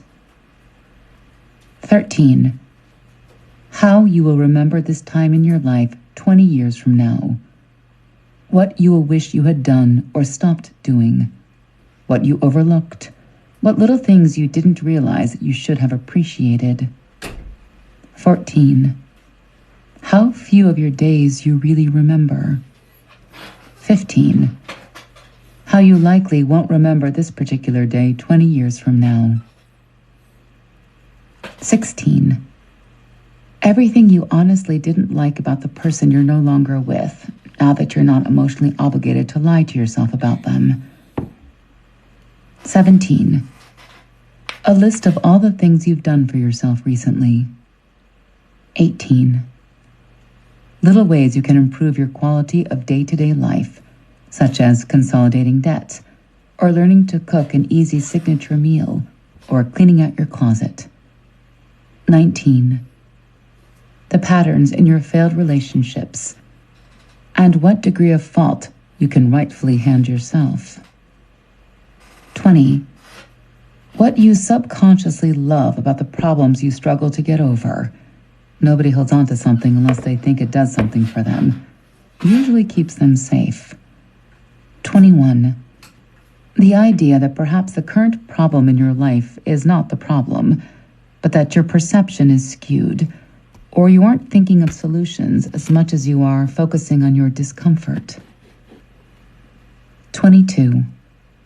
The ways you have sincerely failed, and how you can commit yourself to doing better, not only for yourself, but for the people who love and rely on you. 23.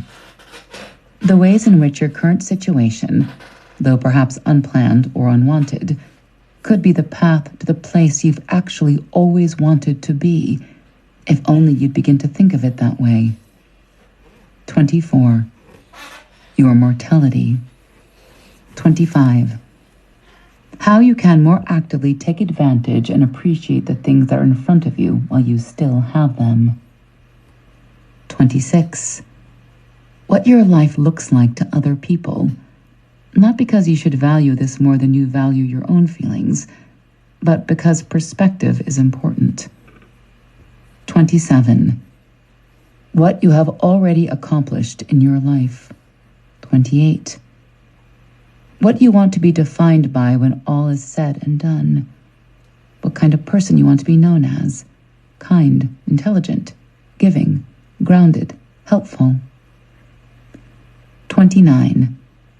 What you could honestly be defined by at this point based on your consistent actions and interactions, and whether or not that's what you really want. 30. How your unconscious assumptions about what's true and real are shaping the way you think of reality. 31. What other options exist outside of your default way of thinking? What would be true if the things you assumed were not? 32. The details of whatever it is you're working on right now. 33. How you can possibly put more effort into said work that deserves your time and attention and energy more than whatever you become distracted by does. 34. How you can help other people, even just by sitting down to speak with an old friend, buying someone dinner, sharing an article or a quote that resonated with you. 35. Other people's motivations and desires. 36. The fact that you do not think the exact way other people think, and that perhaps the issues you have with them are not issues, but lapses in your understanding of them and theirs of you. 37. The patterns of the people you know and what they will tell you about whom they really are. 38. The fact that we assume people are as we imagine them, a compilation of the emotional experiences we've had with them, as opposed to the patterns they reveal to us in their behavior. It's more accurate to sum people up by what they repeatedly do. 39. What you would say if you could tell every single person in the world just one thing. 40. What you would say if you could tell your younger self just one thing. 41. The years of practice it takes to learn to play each instrument in your favorite song. The power and creativity it takes to simply come up with a melody. Forget a piece of music that moves you to your core. 42. Where your food comes from. 43. What your big objective is. If you don't know what you generally want to do with your precious, limited time here, you're not going to do much of anything at all. 44. What you'd put in one box if you had to move to the other side of the country and could only bring that. 45. Getting to inbox 0.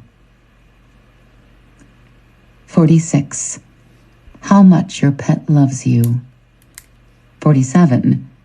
How you can adequately and healthfully allow yourself to feel and express pain when it comes up, as opposed to just freaking out and trying to get rid of it as fast as possible. 48. Plot twists. The complexity and contradictions of your favorite characters in your favorite books. 49. Who you would be happy to also live for if your own desires and interests were no longer your sole priority. 50. What your future self would think and say about whatever situation you're in right now. 51. An upcoming trip, whether it's booked or not. What you're going to do, what you're going to take pictures of, what you can explore, who you'll be with, who you'll meet. 52. The hardest nights of your life. What you would have done differently. What you would do if you could re-enter those hours and advise your past self. 53. The best nights of your life. Not only what you were doing and who you were with, but what you were thinking and what you were focusing on. 54. The fact that it is hard to do everything. It's hard to be in a relationship. It's hard not to be in one. It's hard to have to perform at a job you love and are emotionally invested in. It's hard not to be living your dreams by a certain age. Everything is hard. It's just a matter of what you think is worth the effort. 55. What you think is worth that effort. What you are willing to suffer for. 56. Aesthetics that you love. The kind of spaces you not only want to live and work in, but which make you feel most like yourself. 57. What actions, choices, and behaviors you think could have saved your parents. 58. Your singular, deepest fear. 59. What your singular, deepest fear tells you about your singular, deepest desire. 60. The little wonders. The smell of rain when the windows are open in the summer. Your favorite t-shirt. Songs you loved as a kid. Your favorite food when you're hungry. 61. Your stories. The strange and simple and beautiful things you've experienced and how you can better share them with other people. 62. What you will be motivated by when fear is no longer an option. 63. What you're motivated to do when fear is no longer an option. 64. What enough means to you. What's enough money? Enough love? Enough productivity? Fulfillment is a product of knowing what enough is. Otherwise, you will be constantly seeking more. 65. Your dream moments. Having a birthday party in which all the people you love attend, or getting on a plane to Thailand, or losing the weight you've always wanted to, or being debt-free, or renovating a house. 66. What you'd do if you had $1,000 of extra disposable income each month. 67. What actions you could take to move yourself in the direction of the life you want, where you could search for networking opportunities, what friends in neighboring cities you could visit and explore, how you could get out more. 68. The feeling of sun on your skin. 69. The smell of spring. 70. What you can do with your minutes, as opposed to your hours or days. 71. How much of your self-perception is built by culture or expectations or other people's opinions? 72. How much of your self-perception is sustained by culture or expectations or other people's opinions? 73. Who you are when nobody's around. 74. What you thought you'd be when you were younger, how the elements of that play into your life now. 75. How you'd behave differently if this entire time-space reality were in fact a holographic illusion over which you ultimately have control. 76. How you'd behave differently if your fate were dependent on the thoughts you think and the actions you take in any given moment. 77. The basic premise of various ancient philosophies and which resonates with you the most soundly. 78. Melodies of songs that haven't been written yet. 79. The fact that the way to change your life is to change the way you think, and the way to change the way you think is to change what you read. 80. What you'd read if you chose books and articles based on what interested you, not what other people say is good literature. 81. What you'd listen to if you chose music based on what interested you, not what other people say is good music. 82. What genuinely turns you on. 83. What qualities you admire most in other people. This is what you most like about yourself. 84. What qualities you most dislike in other people. This is what you cannot see or are resisting in yourself. 85. How love would save your life if it were capable of doing such things. It is. 86. How infinite the universe is. How infinitesimal we are. How perhaps each is a reflection and extension of the other. 87. How complicated the questions are. how simple the answers turn out to be. 88. What yes feels like to you. People very often focus on the warning signs that something is wrong, but not the subtle signals that something is right. 89. How many random chance occurrences were involved in nearly every important advancement in your life? 90. A mantra, or many mantras, all of which work to support your unwavering conviction that the future will be different, and you will figure out how to make it so. 91. The fact that the kind of love worth choosing and keeping is a kind that ever so slightly tilts the axis on which your world spins, leaving nothing to ever be the same again. 92. How to fight better. How to eloquently communicate your thoughts and feelings without putting people on the defensive and starting an argument where there should just be a deepening of connection. 93. What you'd live for if your primary interest was no longer your own wants and needs. 94. The people who depend on you, and how absolutely devastated they would be if you were no longer in their lives. 95. Who and where you will be in 5 years if you carry on as you are right now. 96. The most important things you've learned about life so far. 97. How you came to learn the most important things you've learned so far. 98. How many people go to bed at night crying, wishing they had what you have? The job, the love, the apartment, the education, the friends, and so on. 99. How many times in your life you went to bed crying, wishing you could have what you have now? The job, the love, the apartment, the education, the friends, and so on. 100. What you can do to more consistently remind yourself of this. 101. What your most fully realized self is like. How your best self thinks. What they are grateful for. Who they love. The first and most important step to being the person you were intended to be is to conceive of them. Once you've accomplished that, everything else falls in line.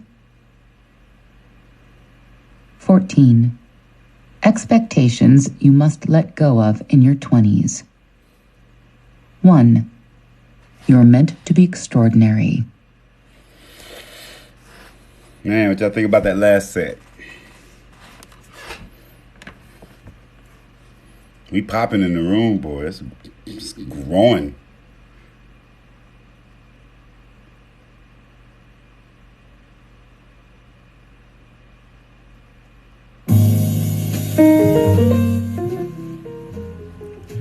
So we'll do it in those sections, because that was like 100, I think. What was it? 101, 100 and I think it was 101. Appreciate the follow, Grandma of Many, Southern Girl. Yeah, there is nothing to figure out. It really is already done from the moment you were born to this very moment that we're all in right now. Like, it was already written in the stars. And so what's happened is that you have to ask yourself, do you enjoy the process? Or are you going to complain about it? And how do you captivate this moment? By remembering that you survived so many different things. You've made it through so many different complications in your life. And so society, I definitely agree that if we could just all see it that way, you can literally take a deep breath and just be like, I got this. I got this. We got this. Expectations in your 40s. Well, I'm sure the stuff that they're going to say in the 20s is definitely going to reflect some of the things we should have let go of in our 40s.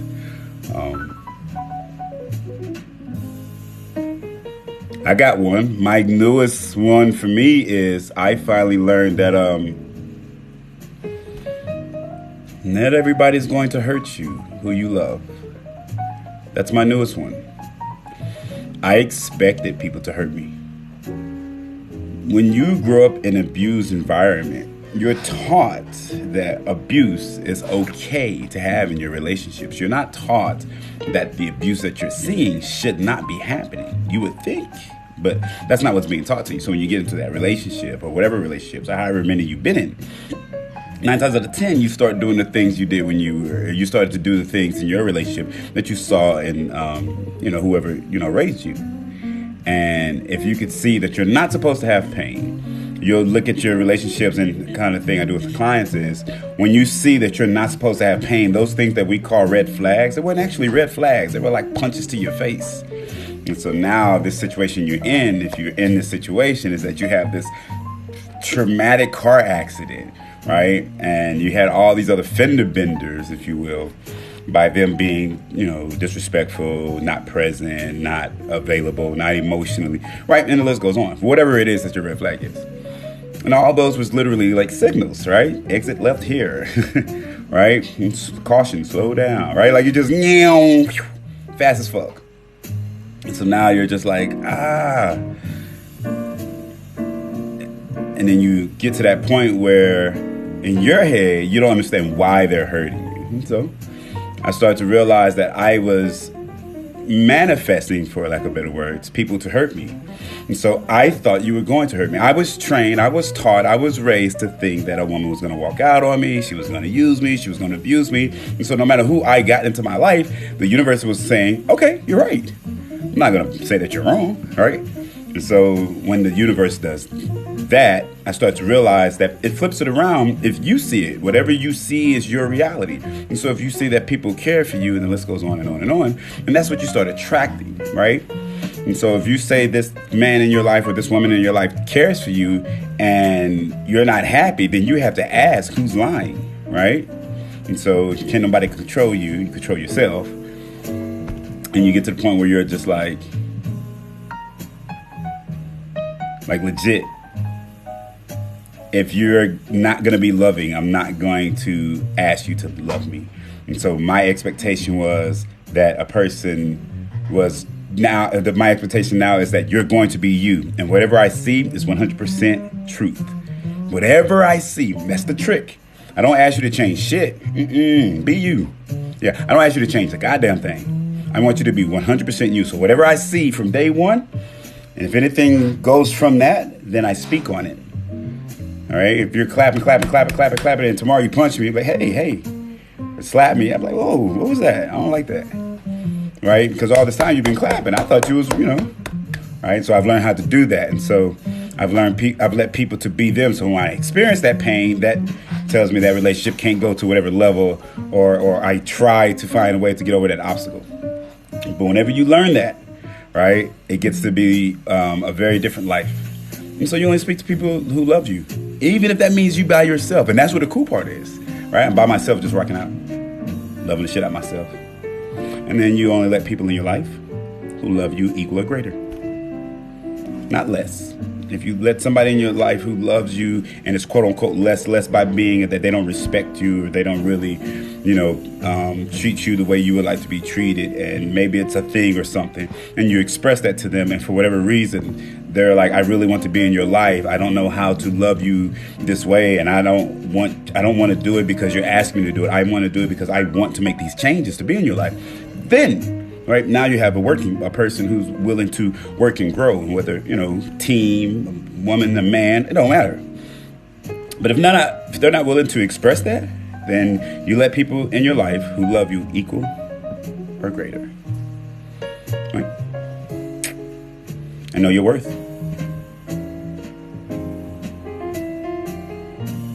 What's up, Tim from Portland? Tim Locks. When we discover the little wonders have been there since before the first breath into eternity. Yes. What's up, Divine?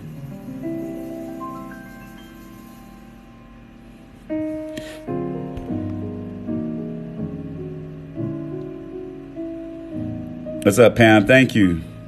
Know your worth. Yes.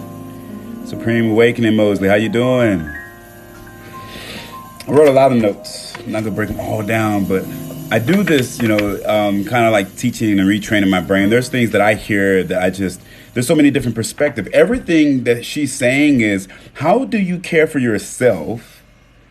And how do you integrate / navigate what you have for yourself, identifiably as said as self-worth, to everyone else? And that's you learning how to be unconditionally, unapologetically you, no matter what. And so pretend you can't talk. And the only thing you can do is use actions to express you. And so those who understand what it is you're saying, then in your head, if you do this thing and you show it to this person, the person's like, oh yeah, you could be like, okay, good, woo. But if you're doing this thing and you're like, and you know, that's what some of the relationships that we're in like, and so we try to get the person to see, you turn it this way, you turn it this way, you turn it this way, and you start to realize it's not anything you've actually said or done. They don't understand you because they're choosing not to. How? Because there are people who have understood you. And so that language of love, that body language, that old, I call the oldest language in the world, is body language. You see this with your children. You see it in a dog. You see it in a bird. You see body language. And this is how we read. And if you can see that, and when a person is communicating, and you take it to the level of they're not understanding what I'm saying, then you have to ask yourself, you know, where am I miscommunication? Where's the, break? And when you see that you can't force anybody to do anything, it kind of gives you like this, once again, that deep breath, that feeling of, I get it now, right? And so if they want to learn, just like you, when you want to learn things, right? When you want to be in a person's life, when you want to get better at that job or that position or that grade, you put the necessary work in that's needed. And so if you've ever had a child, you do whatever's needed to be in that child's life so that child is comfortable. You should treat your significant others. You should treat your friends. You should treat your friends the same way. Right? A friend comes over and whatever, I can do to have them to be comfortable or to be, right, at ease. As a friend, I operate that way. As a father, I operate that way. As a husband, I operate that way. As a boyfriend, I operate that way. If I care if I was a side dude, that's how I operate as a side dude. And you learn how to integrate all levels by expressing yourself. So you allow people to do things to you.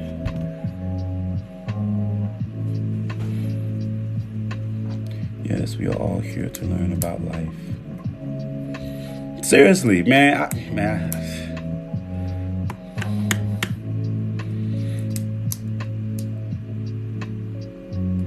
My mom taught me something. It didn't really make a lot of sense, but that's how, consciously I started growing in a very ugly world, man. So she would say, Kyle, you do not rob a bank without your mask on. I was like, what? She goes, you don't rob a bank without your mask on. And so I remember hearing that, and she would say things like, Kyle, it's the little things. Like my mother's crazy manipulative, but my adoptive mother, right? But unfortunately, I learned a lot. And so there it was, I saw it. And so I started to get interested into movies like Ocean's 11 and the dark side of doing things because my life was very interesting. And then I saw it. These people who are getting away with the world's most dangerous stuff, they're smart. They're smart as shit.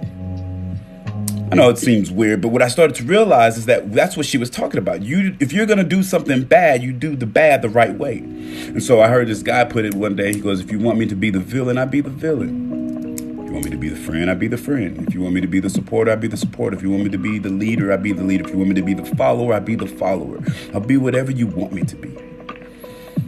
Because for yourself, you accept yourself for who you are. You accept yourself for, this existence. And some people don't accept you. And so, all right, you get to be whoever the hell you want to be. If I can survive the things that I've survived and the darkness that I've come through, and I've learned that the people who did these things to me are probably still existing, believe it or not, and they haven't, combusted from this vile act. I've learned that you can still be whoever you want to be without hurting anybody, despite what another motherfucker says, because simply that these things that happened to you when you were younger, or these ugly people that have entered your life, they're somehow still breathing. And not in the messed up way like, oh, they're still breathing. It's more so of, what the hell? And so when I started to find the fact that I do have worth in my life and whatever's happening in their life, I can't focus on their life. If I focus on their life because of the things they've done to me, then I don't have joy to my life. And I'm telling you, when you get that, right, when you gain that back and you see that people are going to be nasty. If they're nasty, they're going to be nice. If they're nice. But do you know when they do it? They do it right when they meet you. Real shit, y'all. Real shit. Don't nobody not be them when they meet you. Whether it's ugly, funny, joking, cool, whatever. Like, I've heard old people say, right? First impression is the last impression. That's the reason why they say it, because that energy, right? When you're uncomfortable, you operate in the most... if you're in your house, look at it like this. If you're in your house and you wanted to be comfortable right now inside your mind, where would you go? You'd probably go to the couch or to a bed or somewhere wherever you felt safe. If you would just, right? And when you feel safe, that's where you operate at. And so all the things and all the characters that you've had in your life, there's one you operate with the most, right? Whether you're scared, happy, sad, getting ready for a test, getting ready for a date, getting ready to have sex, getting ready to jump off a bridge, whatever. There's this place that you normally operate with, and you call this, safety or strength. And so when we meet people, we're more relaxed at being who we are, regardless if you're nervous or not. So you're only going to choose the character that helps you, the most in that situation. So when you meet a person, you actually meet them for who they really are. Right there. Don't miss it, though. Don't miss it. It's right there. Blink you, right?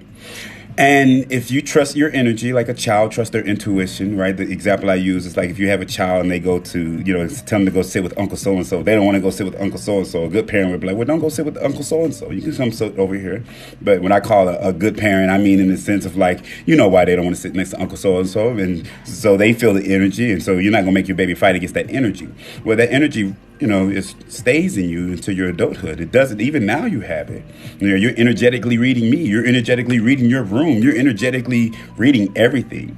And so the first time you meet somebody, that's when you say, damn, this is a good vibe, good frequency, or whatever that is. And it happens in a very, very small time. And so when that energy, that frequency falls off, don't question why it falls off. Don't question why it feels off. What you're looking for is, why did you feel it? Not that you felt it. It's why did you feel it? Are they sick? Are they broken? Is something wrong? Because in your head, remember, you're always loving. In your head, you're always straight. And so you're looking for the safety of that person if this is truly a loving relationship. But in that first blink, that's who they really are. And everything else, it's like icing on a cake. Right? Remember, there was a moment where you didn't know me. Every moment that you've had since you've been on this page is icing on the cake. You could have never, ever, ever met me. And so for whatever reason, let's just say that you can't stand me at this very moment. You're choosing this moment. Right? You're choosing that energy. You're choosing, right? And so you don't have to. You can always choose what brings you the greatest level of joy. And the people in your life, my friends and, all the stuff that I've been through, when you come into a person's life, then when you're there, you show that level of love then. No other time. You don't show it to yesterday. You don't show it tomorrow because you may not make it tomorrow. And so you be that person then. And that's how you hold connections with